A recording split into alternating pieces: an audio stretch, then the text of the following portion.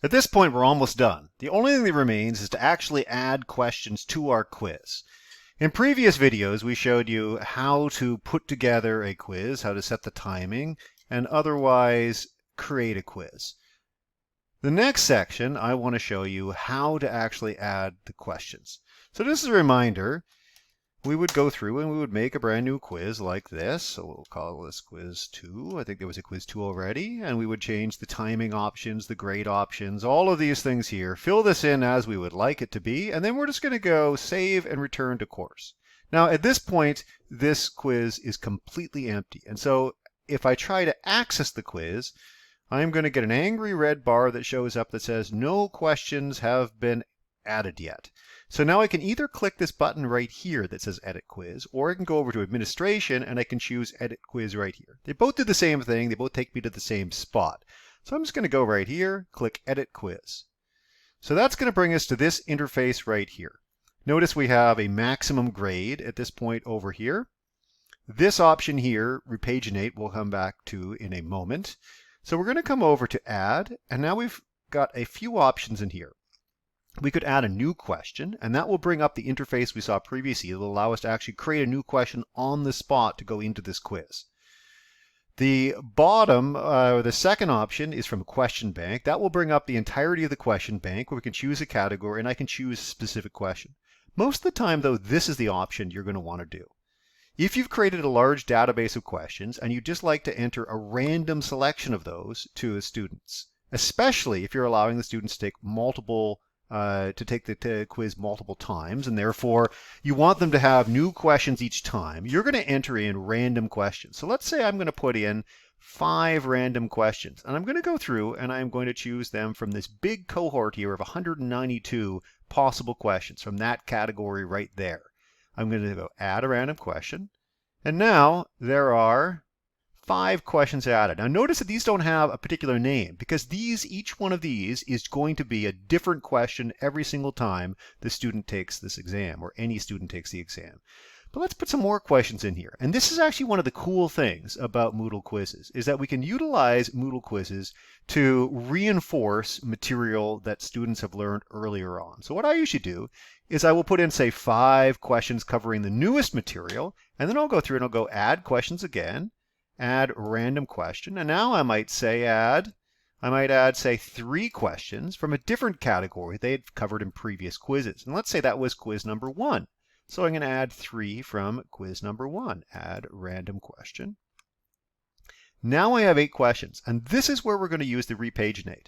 So right now, if the students go through, they're going to see all of these questions as one block, and then they're going to get each one of these as individual questions. So I like the students to see one question at a time. And so if you go Repay Junaid and then you choose questions per page, I like them to have 1.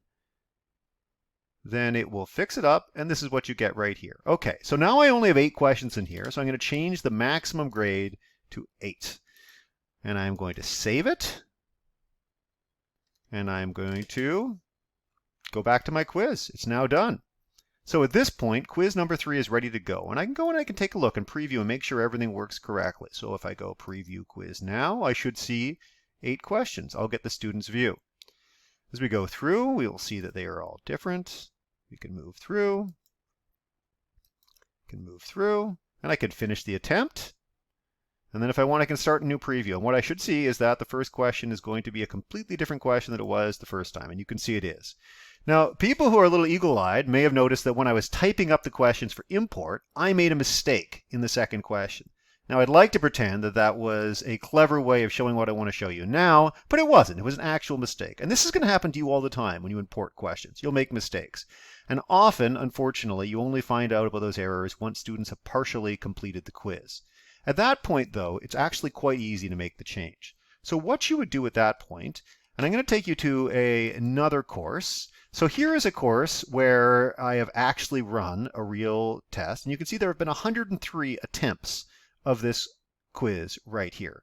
And so what I would do then, I'm actually going to go over here because I can't show you my actual students' data. So I'm going to show you what I would do. So I would go in and I would find the error. And I can either, if I find the error actually in an exam, for example, let's say I'm marking through and I notice that in reviewing an attempt, one student who always gets things correct got an answer wrong. And I think that's very odd. And I look at it and I find my mistake. At that point, it's as simple as going edit question. That's going to bring up the interface we would see in the question bank itself. And then I can go through once it's done loading and I can change what the answers are. So let's say that this was actually correct.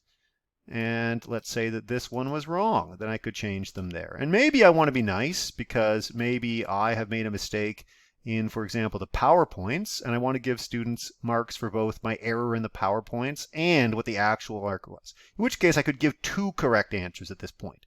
So once I've changed what the correct answer is, at that point I am going to go back in, and again I could do this through the question bank as well.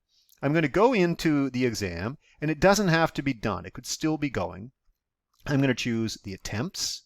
And this will bring up an interface that will allow me to go through and examine each student's attempt to this point. And you can see who's getting what wrong. You can see who's doing it, how long they're staying. Again, I can't show you that in real world here because it's actual student data.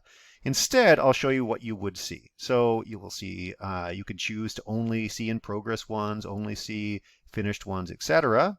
And you will see that we have the option of regrading all or of doing a dry run of a regrade.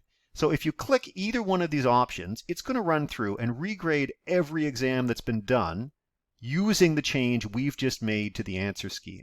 And any changes, if there are changes, will show up below the scores for each one of these questions. So for example, if previously they'd answered question 2 and they'd gotten it wrong because of an error in the key, what you would see is you'd see that 1, and the 1 would be crossed out, right? Or the 0 would be crossed out, their score previously, and right next to is a 1 in a different color. Alternatively, if they'd gotten it correct before, they'd gotten a correct mark for an incorrect answer, then they would see a 1 would be crossed out and a 0 would be in its place. So if you do a dry run, then that'll show you all the changes that will occur, and you can make a decision afterwards on whether to regrade them all at that point or not. So the grades will not stick. On the other hand, if you hit regrade all, it will go through and it will regrade all of the exams that have been done to that point.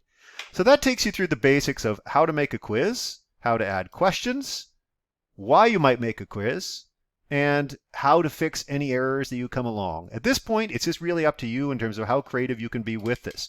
There are tons of opportunities to enrich the student's learning experience, to incentivize studying, to give feedback in real time, or to ensure that students are actually doing readings. Really, it's just your creativity in terms of the limitations on this process. So I wish you the best of luck, and if you have any questions, please reach out to the Center for Teaching and Learning, and we are happy to help you.